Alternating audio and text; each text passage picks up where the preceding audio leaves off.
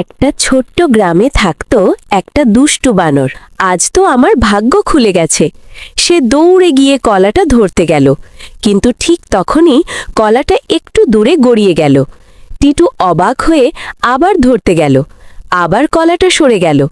টিটু এবার রেগে গেল। সে ভাবল, আজ না ধরে আমি ছাড়ব না। সে কলার পেছনে দৌড়াতে লাগলো। কলাটা কখনো ডান দিকে কখনো বাম দিকে গড়িয়ে যেতে লাগলো। টিটু দৌড়াতে দৌড়াতে ক্লান্ত হয়ে গেল। ঠিক তখনই ঝোপের আড়াল থেকে একটা ছোট্ট কচ্ছপ বের হয়ে হেসে বলল, টিটু, তুমি কি খুঁজছো?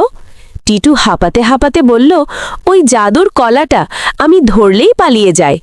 কচ্ছপ হেসে বলল, ওটা জাদুর কলা না, ওটা তো একটা খেলনা, বাতাস লাগলে গড়িয়ে যায়। টিটু তখন লজ্জা পেল। সে বুঝল, না ভেবে দৌড়াদৌড়ি করলে অনেক সময় আমরা নিজেরাই বোকা হয়ে যাই। সেদিন থেকে টিটু একটু বুদ্ধি করে কাজ করতে শিখল, আর জঙ্গলের সবাইও তার এই পরিবর্তন দেখে